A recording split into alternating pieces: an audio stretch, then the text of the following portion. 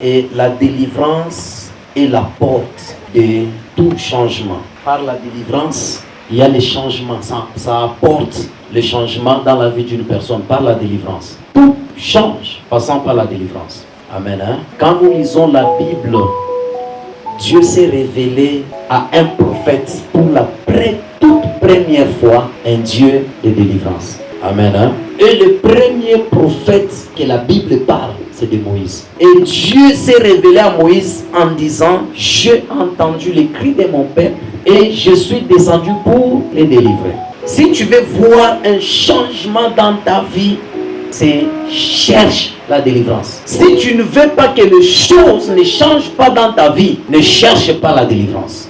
Amen. C'est pourquoi quand Dieu a libéré les enfants d'Israël entre les mains des Égyptiens, ils étaient des esclaves, chargés de lourds travaux. Mais Dieu a eu pitié, a eu compassion d'eux. Il a envoyé un prophète pour les délivrer. Vous savez, il y a des problèmes, peut-être tu es en train de te battre dans la vie pour résoudre ou avoir des solutions et tu n'arrives pas aux solutions. Pourquoi? Parce que quelque part tu es lié.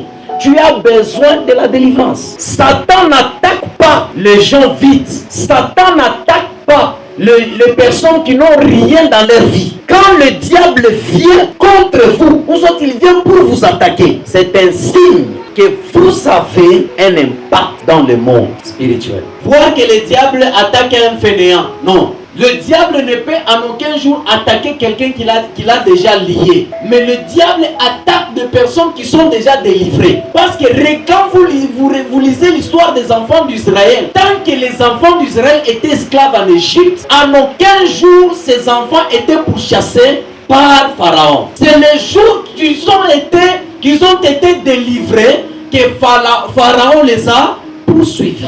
Laisse-moi te dire, le combat que tu constates dans ta vie est un signe qui prouve que tu n'es pas lié. Nous sommes ensemble, hein? Le combat que tu constates dans ta vie est un signe qui prouve que tu es délivré de là où tu étais lié. Alors l'ennemi vient te chercher pour te retourner dans la situation. Regardez quelqu'un qui est célibataire lié d'un esprit de célibat. Et que si l'ennemi vient l'attaquer, il ne peut pas l'attaquer là. L'ennemi ne peut pas l'attaquer.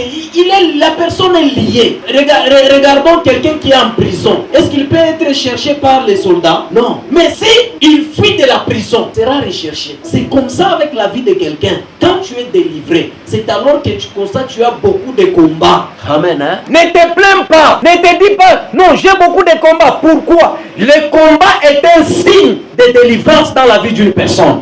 Si tu n'es pas délivré, tu ne seras jamais combattu. Regardez une femme qui entre dans la vie d'un homme et que cet homme était possédé par sa famille. Et que toi tu entres, par toi, cet homme est délivré. Toi tu crois qu'on va laisser ton mariage là en paix? On va te combattre. Pourquoi? Parce que tu es arrivé, tu as délivré leurs prisonniers. Ils vont te combattre. Amen. Hein? Le diable n'attaque jamais les gens vides. Et le diable ne poursuit jamais des personnes qui sont en captivité. Il poursuit toujours ceux-là qui sont libérés. Amen. Hein? Le diable, des fois, pour détruire la vie d'une personne, il utilise des valeurs. Il y a de ces personnes dans leur vie, le diable les détruit par leurs valeurs intellectuelles. On a montré tellement qu'on a kirisana. Shaitan a utilisé la kiri pour les détruire. Il y a des personnes que le diable utilise, il passe aussi par leur caractère, leur comportement. C'est pourquoi la Bible dit ceci: ne vous conformez pas au siècle présent, mais soyez transformés, soyez renouvelés par l'intelligence. Amen. Hein? Que votre intelligence soit renouvelée. Cela veut dire quoi? Cela veut dire, quand tu viens chez Jésus, tu dois te battre aussi que ton caractère change. Tu dois demander le feu du Saint-Esprit pour que ton caractère change. Vous savez pourquoi le Saint-Esprit sur Jésus était descendu sous forme de colombe? Parce que la colombe n'aime pas les problèmes. La colombe n'aime pas les troubles, les désordres. Jésus était une personne bien en lui, que le Saint-Esprit descendait en forme de la colombe. Mais regarde chez les hommes, la Bible dit le cœur de l'homme est tortueux. Le cœur de l'homme est mauvais. Qui peut sonder le cœur de l'homme? Parce que comme l'homme est mauvais, qu'est-ce que Dieu a fait? Il a utilisé le Saint-Esprit sur l'homme. Le Saint-Esprit descendait en forme de feu. Le rôle de feu, c'est quoi? Quand le feu descend, vous mettez le feu sur Kyuma. Itatosha, oui yote, mikutu yote. C'est pourquoi bantu bengine, Mungu asikubariki. ambele kuna briser. Alors pitisha mabintu mo bya nguvu sana, urie sana ou comprendre. Amen. Hein? La première des choses qui déclenche la délivrance dans la vie d'une personne, la première des choses ou la clé qui déclenche la délivrance, qui est la base d'abord de la délivrance dans la vie d'une personne, la prise de conscience. C'est ça même la base pour que la délivrance commence. Parce que quelqu'un où sa conscience est embrouillée, quelqu'un où sa conscience est occupée par autre chose, même si vous le prêchez comment, il ne peut pas comprendre. Même si vous lui donnez la parole de Dieu, attaque comme un prophète, 40, 1000, attaque un prophète, on a craché un mot, même s'il prêche comment, cette personne ne va jamais et ne sera jamais délivrée si sa conscience n'est pas libérée. La première clé pour ta délivrance, c'est la prise de conscience. Regardez les enfants d'Israël, tous ces temps ici, ils étaient là. Et la malédiction, soit la punition que Dieu les avait frappés, c'était d'être esclaves pendant 400 ans. Mais regardez, les 400 ans arrivent pendant d'abord toutes ces années, 200 ans, 300 ans. Mais comme on a l'aise, mais on a teso, mais on a ria, à l'aise. Pas les comme 400 ans, Dieu va lancer conscience à mon ordre, ça prend, tout n'a teso sana, ne si tu as besoin de quoi libre. Quand la conscience est libérée, la conscience pousse quelqu'un à chercher Dieu. La conscience pousse quelqu'un à comprendre ce qui lui arrive. Si quelqu'un, sa conscience est liée, la personne ne cherchera jamais à comprendre ce qu'il vit et ce qui lui arrive. Amen. Hein? La clé, là où la délivrance peut passer, la conscience d'une personne. La conscience. Regardez, quand ils ont prié, ils ont commencé à crier vers Dieu. C'est alors que Dieu au ciel aussi a dit, non, non, je descends pour faire quoi? Pour les délivrer. Dieu lui a compris que le temps maintenant de délivrer cette personne, ces gens ici viennent d'arriver. Ah oui, c'est comme un gars, on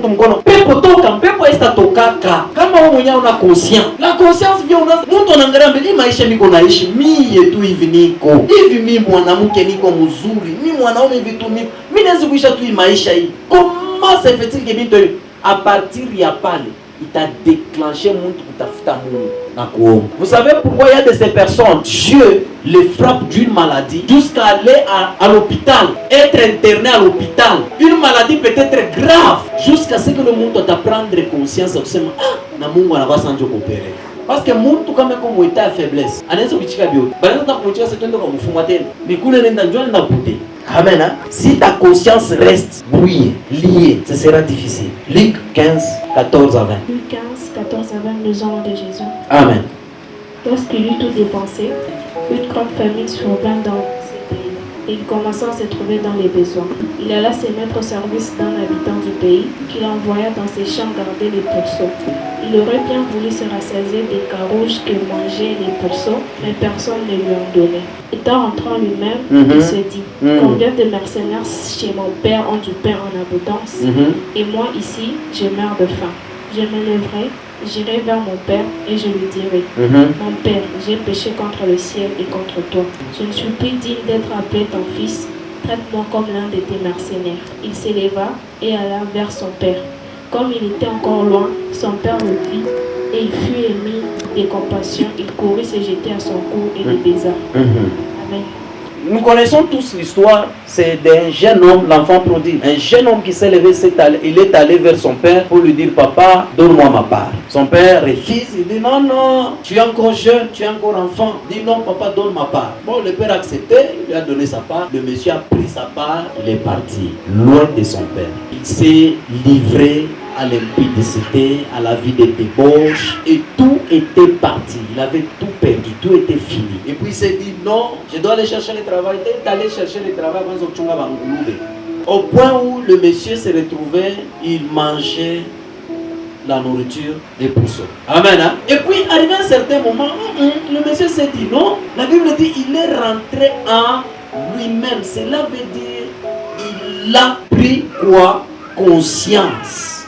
Que cette vie que je vis, normalement ce n'est pas ma vie. L'homme que je vis avec, normalement ce n'est pas mon homme. Le problème qui m'arrive dans le mariage, normalement ce ne sont pas de bons signes. La vie que je vis là, ce n'est pas ma vie. Normalement je devrais... Tu sens en toi que tu es appelé à la grandeur. Tu es appelé à de grandes choses. Mais tu te retrouves que ce que tu vis là ne concorde pas à ce que tu sens toi, à ce que tu es. Le monsieur dans leur famille, ils avaient beaucoup d'argent, mais ils se retrouvent gardiens. Quelqu'un qui mange un courir de Bangourube. Quelle est la vie que tu mènes? Qu'est-ce qui t'arrive? Est-ce que la vie là que tu as, c'est ça ta vie que Dieu avait prédestinée? L'ennemi te prive de quoi? Peut-être tu te sens que je dois vivre telle vie. Je dois être comme ça, mais je n'arrive pas. Qu'est-ce qui ne va pas? Cet homme s'était retrouvé, il avait tout perdu. Tout. Et il s'est retrouvé esclave quelque part. Non, chez mon père, il y a des mercenaires, il y a des gens qui travaillent là-bas, ils mangent gratuitement. Mais moi ici, toi, ton père qui est Dieu, il a tout. Il a l'or, il a l'argent, il a le mariage, il a le voyage, il a tout. Mais qu'est-ce qui ne va pas? Ces enfants-là, les enfants d'Israël se sont dit, non, cette vie qu'on vit, nous sommes esclaves, on construit pour les Égyptiens, on travaille pour eux. Mais tandis que nos pères nous ont parlé d'un Dieu, pourquoi on vit cette vie? Nous devons d'abord crier à ce Dieu-là. La solution a commencé. Amen. Hein? Kamatu, aouyarudia ndani ya solution ya changement maisha. Aïstakoye. Ton père qui est Dieu, il t'attend. Abraham, il t'attend que tu arrives, que tu lui dis, Seigneur, regarde ce que je vis. Cette vie n'est pas ma vie. Quand il est rentré en lui, il a pris la décision d'aller. Et son père l'a vu de loin. Il a été choix. Amen. Première clé pour la délivrance, c'est quoi? La prise de conscience. Je te dis la vérité. Hakuna clé ingine. Bashkulanda ta seo prophétie kifulana ata prophétie yenyewe njoo ikwe pa maisha yako. Ni kama unaangalia na sema non, je dois d'abord chercher Dieu. Hii mambo inanifikia. Iko mubaya. Dieu unaweza kwenda fasha na prophétiser. Mais kama hauyavumbula que ce que tu es en train de vivre, ce que tu es en train de faire, ce n'est pas toi. Ata tunaita tout le monde te mujimi na kukonseiller pas. Tabakia le même hier, aujourd'hui, éternellement. Première clé, la prise de conscience. La délivrance est la porte de tout changement. La paix, la joie, le mariage, la délivrance. Si tu n'es pas délivré, et pour être délivré, la prise de conscience. Que Dieu bénisse sa parole.